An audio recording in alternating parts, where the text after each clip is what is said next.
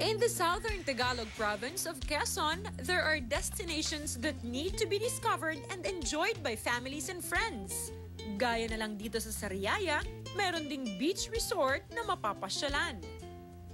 Ang aking travel partner na si Christina, dumayo rin dito. Pero nasurpresa siya sa kanyang nakita. Kung noon nakikita natin ang barko sa karagatan, aba ngayon, dumadaong na rin sa kapatagan. Ito ang New Sim Arc dito sa Barangay Bignay, Sariaya. Isa itong training school para sa mga nagnanais maging seaman. Taon-taon, umaabot sa daan-daan tao ang nag-enroll para magsanay sa maritime courses dito. Sa katunayan, nadatnang ko pa ang ilang enrollees dito sa New Sim Arc. Akala ko ang trainee, puro lang lalaki. Yung pala meron din ditong sim woman. Si Miss Astrid. Bakit mo naman napili na sa dinami-dami ng kurso, ito ang pasukin mo, maging sim woman? Siyempre gusto ko rin sanang matry yung buhay sa dagat since masyado ng common yung mga trabaho sa land.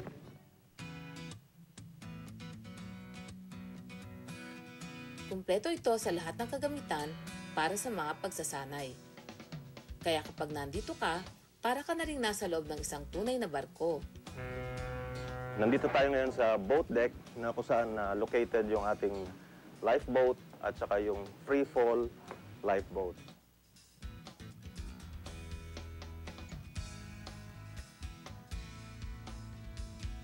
Nandito tayo ngayon sa navigation bridge ng New Sim Arc kung saan makikita yung pinaka-command and control ng barko. Napakaganda nitong lugar na to. Sino ang nag-inspire sa inyo para gumawa ng ganitong concept?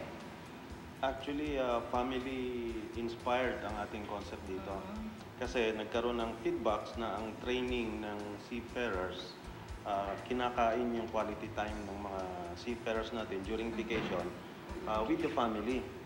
So that gave us the idea na we provide quality training na at the same time, it becomes an instant vacation para sa family na rin ng mga seaman. Habang nagtitraining ang kanilang asawa o ama sa New Sim Arc, pwedeng tumuloy ang pamilya sa katabi nitong Monte Vista Resort.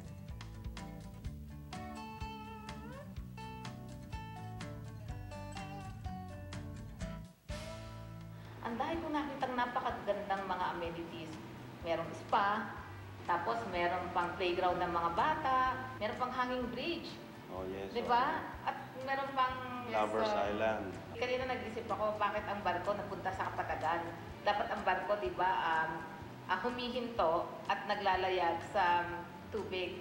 Nung magsimula ang planning stage nito, we are thinking of the areas ng firefighting, ng training pool, ng administration, iba-ibang building. Until such time na nasabi namin, bakit natin kailangan pag-iwa-hiwalayin kung pwede tayong maggawa ng isang buong structure na nandun lahat. Bukod sa pangunahing amenities, may restaurant at cooking facilities din dito. Napakasarap ng agahan natin, Oo, puro native, mga delicacies, mga all-time favorites ng Pilipino. So, kumusta naman, madam, ang inyong tulog kagabi? Nakatulog ako ng mahimbing. Sobrang komportable. Pangalawa, sobrang linis. Mabuti naman, kaya kung susunod na bakasyon ninyo, alam na ninyo. This portion is brought to you by New Sim Maritime Training Center.